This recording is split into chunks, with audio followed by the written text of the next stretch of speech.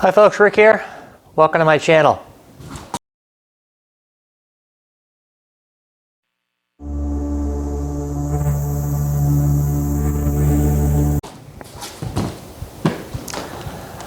Alright, well today I'm going to be installing a new fuel sender in my Project Mustang here.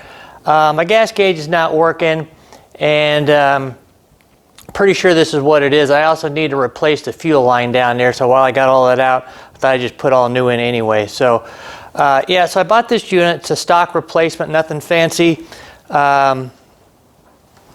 know, it's just it's got a nice brass float on it, which is what you want. Nice screen here.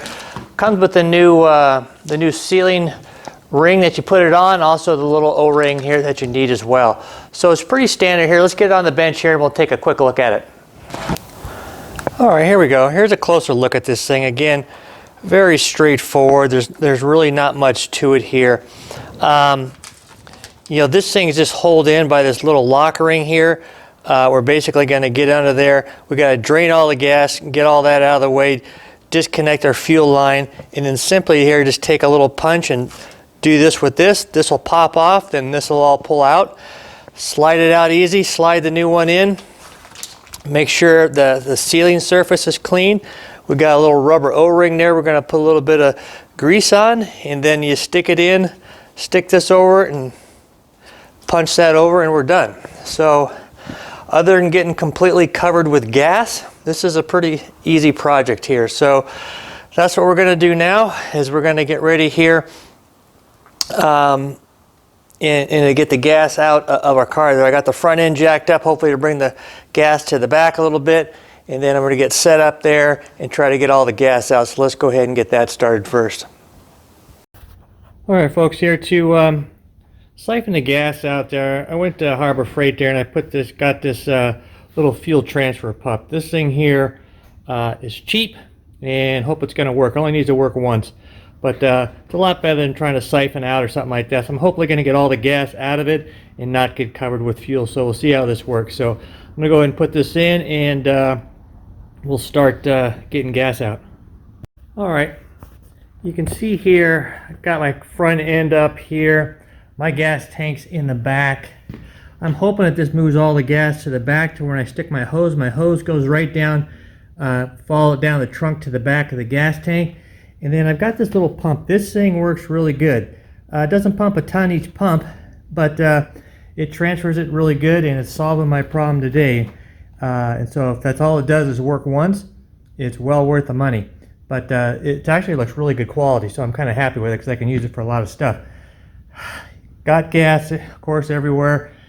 So obviously when you get ready to do this, ideally you want to get as much gas out of your car as you can driving it around before you start this. You don't want to have to siphon out 20 gallons. That's going to take you forever. I unfortunately, or fortunately, must have ran it completely out of gas because I only got maybe a gallon or so out of this darn thing.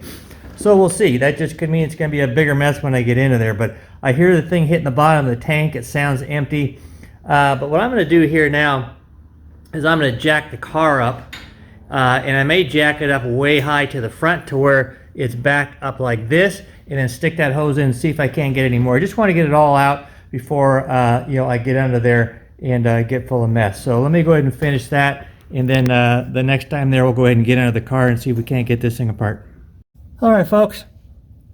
So I've done everything I could to get the gas out. I'm under the car. Obviously, have it jacked up. You know, one thing on these Mustangs, you could probably pull the tank out pretty easy. I just don't want to do that. But other cars, it really depends. Sometimes this thing is on the top, which is nice because you don't have to drain all your gas out, but they typically require you to remove a lot. You might have to remove a seat, might have to remove something else like that to get it. On this car, it's easily to get to, but it's at the bottom, sort of at the bottom of the tank here. As you can see, this here's the bottom. I'm underneath shooting it upside down. So it's easy to get to, but you just got to deal with getting the fuel out. So I've already disconnected my fuel sending wire. I'm going to undo my fuel line here, which needs to get cut. I only got a short piece. It's all hard line, thankfully, but this is shot, so I need to replace this anyway. So I'm going to try to get this off. And then right here is this ring. So what I want to do is figure out which way is backward because I'm looking at it upside down. I think I got to hit it this way, and I just want to knock this off, and this fuel sender is going to come on there. Now I've got this bucket thing here. You want some type of a catch pan. You want some rags. Wouldn't hurt to have a fire extinguisher. It's just always, I don't know, if there's a chance of getting crap all over you, it always happens to me no matter how much you try. But I've done everything I can. But I'm going to start by getting this off here. This fuel obviously is going to probably back drain out of everything. Is that there? I thought that was, I'll have to check that. I thought I had hard line. I think I'm looking at something else. Sorry about that. Just got distracted.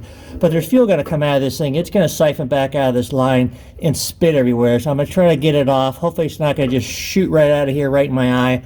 But I want to get this fuel out of here. So there's going to be some dripping, and then we'll go ahead and get this off. So let me go ahead and get started here. I'm not going to be able to film that, but I'll show you here when I get the next step here, which is starting to hit that, hit this thing here, and we'll get that off. So let me get after it. All right, I got my fuel line off. Man, I tell you here, I had almost no fuel leaking out of this thing. So far, this has just been amazing. The fuel line, if I can get this fuel line is hard as a rock. I had to cut it off there, which worked really easy, but this thing is like it's harder than that darn piece of steel tubing right there, so it needed to get replaced. I knew that, but as long as I'm under here doing this thing, I want to replace this because my gas gauge is not working, and pretty sure it's this. Hopefully that's what the case is, but I'm going to replace it anyway. It's a pretty cheap replacement. So now I'm going to sit here and basically knock this lock ring. That way, I think if I'm directioning it right, and hopefully I don't get a whole bunch of leaking coming out of this thing. So yeah, let me get started here. So it's also not bad here just to kind of memorize the orientation on this thing. So on mine, I'll double check it when I get it off there that it's the same size here, but I got this pointing toward the front of the car. This is over to this is over to the driver's side there, so I'll just make sure it's clocked the same. But obviously it only kind of goes in one way. You can either go upside down or right side up. That's pretty simple. But yeah, let's get on here. So far so good. All right, here. So I got my old one out. A lot of gas came out, maybe half a gallon, still dribbling on there. So I pulled this out, tested it. It actually works pretty good. I don't see where this has got any fuel in it that I can tell, but it had no fuel filter on the darn thing like this one here does. So that needs to get replaced anyway there. So we'll see on this one. It's kind of a different model. I'm not really sure what's going on with the thing. It is a 3/8 one, which probably isn't bad. Someday I'll probably need a 3/8 if I go to fuel injection, but I only got a 5/8 feed line going to, you know, the hard line all the way from the front to the back is only 5/8 anyway, so don't need that. So got the correct one back in there. So we'll see how it works on the gas gauge, and go from there. So with that, let's get after it there. I'm getting ready to stick this back in. It's letting the gas drain. Yeah, that's really it. I'm gonna go clean everything up, and then we'll get to installing. Okay, I got this off. Again, just clean everything up. You can see they took the paint off the bottom of my gas tanks. I'll have to repaint that. Hopefully you guys are seeing this. I can't tell if it's focusing or not. Sorry there, but there's a little, you can see this little groove right here. This is where the ring, your little gasket goes. So you want to clean that off good. I put a little bit of grease on this thing here. See if I can do it here on the camera. It just goes in there like so. Just go around. Ah, crap.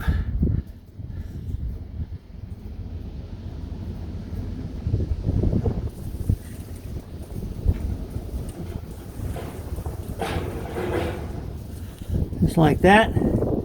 Now I'm going to slide my thing in, just being careful here not to knock that back off, and then we're going to put our sealing ring back on. So let me go ahead and get started with that. I can't do that with one hand. Okay, so I got this in.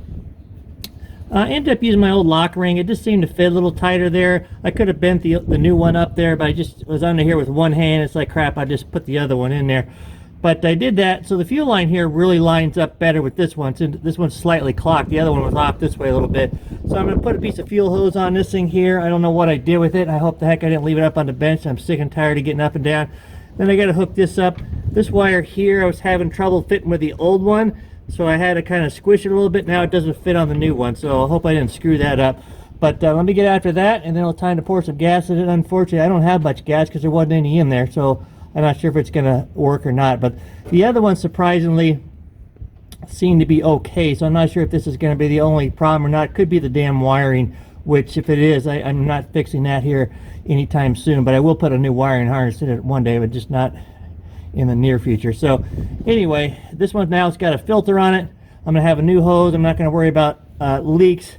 Again, that's old one here. When I first got the car, the one up by the fuel pump was leaking there. Just the gas had just ate it all up. And so you know that's going to happen back here too. So I needed to do this. So anyway, let me finish this up. All right, folks. So I got everything back on. There's not much else to see after I got the wire on there, I think. Put your gas back in and check for leaks. Now I didn't have a full tank of gas, so I'll need to do that. Make sure there's nothing on there. I did pour what I had in there. It's about 4 gallons I think I had in there. So I didn't think I got that much out. So that little pump works pretty good. So if you need something like that, the little Harbor Freight manual transfer pump certainly worked really good. Happy with that. But anyway, no leaks. I went in there, turned my key on. The gas gauge went up a little bit past empty, which is perfect because it was like clear on to empty before. So I'm really hopeful in there that I fixed the gas gauge as well. So if it doesn't, that's okay. That thing needed to get replaced anyway, and now I got a new fuel line down there. That thing, any day that thing was going to develop a leak, and it's probably starting to shoot crap down the fuel line anyway there. So all that's replaced. That tank's actually a fairly new tank. It actually looked good inside, so that's good. But I don't know there if they put new fuel lines on. If they did, you know, with this gas, this thing sat for a lot of years, so this gas just eats those rubber hose up. So again, the one up by the fuel filter was leaking on me when I first bought it. I fixed that, and I'm just now finally getting a chance here to do this one on the rear, and so I put the new sending unit. So I think that's going to fix it. Hopefully that does work. It's raining today, so I got to do a couple more things, but hopefully I get it to the gas station that goes full, and it's going to be nice. It sure is nice having a gas gauge versus always having to pay attention there. I was going to take it out for a ride yesterday, and I'd have been out of gas. I didn't think it was that low. So anywho, that's how you replace a sending unit there. It's pretty easy. You're going to get gas all over you. I did really well, but then, you know, a leak, it started dripping down, and it wasn't on the bucket. It started going down my tank, and I did not know it, and it started getting all over my brown jacket. So now I got an arm soaked full of gas. It's just going to happen. So just do your best. Be safe. Have fire extinguishers. Be mindful there of any flames or anything like that going anytime you're working on with gas. You don't want a fire in your garage. That'd be terrible. So be very careful with that. But simple install. Just pull it out. Again, some of those tanks have the sending unit on the top. That makes it easy to screw with the gas, but might make it a little bit harder to get to it. Like might want to have to take off a seat or take off a access panel or something like that. Then you can get access to it. Again, mine was on the bottom, super easy to get to, but on the bottom of the tank, and my tank doesn't have a drain plug in it for some reason. I don't know why they wouldn't pop for 3 extra cents to have a drain plug installed on a gas tank. That doesn't seem makes sense to me. But anyway, that's the one I got, no drain plug in it. So with that, take care. Another project done.